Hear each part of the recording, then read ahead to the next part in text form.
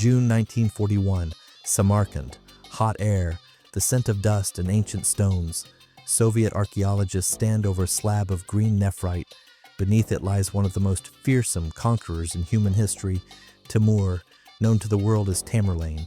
On his tomb, an inscription reads, "Whoever disturbs my rest will unleash a spirit of war more terrible than I." The scientists smile. A curse? In the 20th century? But 3 days later, on June 20th, 1941, German forces cross the Soviet border. The Great Patriotic War begins. Coincidence, or a prophecy that survived through the centuries? Today, we will delve into the life of Tamerlane, his empire, and the mysterious curse linked to the outbreak of World War II. But first, who was this man that kings, sultans, and even Ottoman Sultan Bayezid feared? Who was Tamerlane? To understand the power of the curse, we must first understand Timur as a person. He was born in 1336 near Samarkand. His full name was Timur ibn Taragai Barlas. In his youth, he suffered a severe injury that left him permanently lame, hence the nickname Timur the Lame, or Tamerlane in Europe.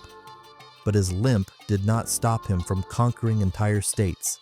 He began as a military leader of a small tribe, and by the late 14th century had created an empire stretching from India to Turkey. His conquests were brutal. Cities under his rule were transformed into fields of destruction. In Baghdad and Delhi, he reportedly built pyramids of thousands of human skulls. Yet he was also a patron of the arts.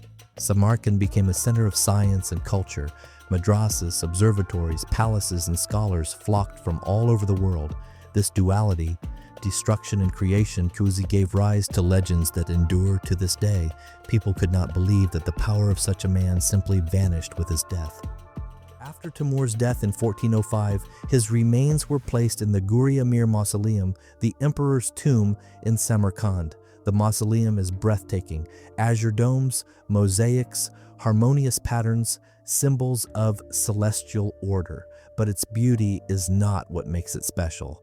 According to legend, an inscription on the sarcophagus read, "Whoever disturbs my bones will bring terrible misfortune upon themselves." Local residents were afraid to enter. Strange sounds, wind, or shifting light were seen as signs that Timur's spirit remained. European travelers in the 16th, 18th centuries also recorded stories about the mausoleum's living power. This atmosphere of fear and respect sets the stage for events that would occur almost 6 centuries later. In June 1941, Soviet archaeologists led by Mikhail Gerasimov arrived in Samarkand. Their goal was anthropological research and facial reconstruction of Tamerlane. They knew the legend, but likely did not take it seriously. Inside the mausoleum, they found the skeleton of a tall man with a damaged leg. Everything matched historical records. Participants recalled a tense atmosphere, heat, suffocating air, and a feeling as if someone knows something that was watching. The expedition concluded successfully. The remains were studied and the skull used for facial reconstruction. But 3 days after the tomb was opened, June 22nd, the Great Patriotic War began. Coincidence or a terrifying curse? The news of Hitler's attack shocked the country. Local Samarkand residents who knew about the tomb opening began seriously talking about the curse.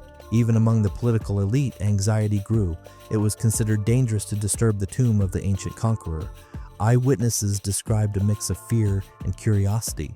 The first days of the war coincided with the expedition's return to Moscow and reports of the tomb opening.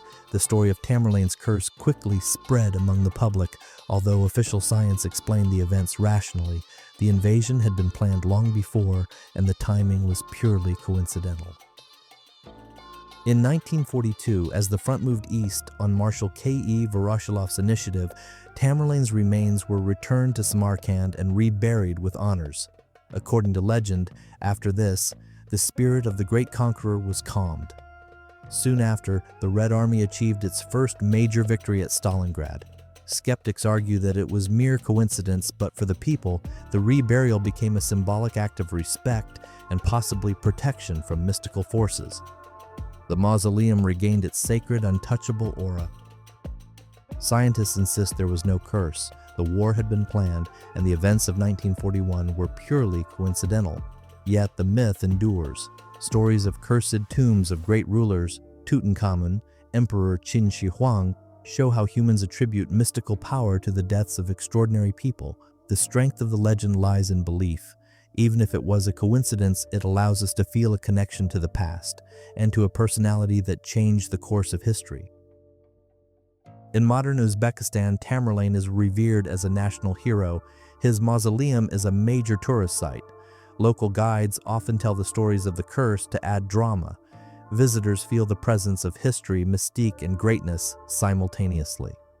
Through his story, Tamerlane proved that a person's influence can survive for centuries. Even after death, his actions and the surrounding legends continue to captivate people.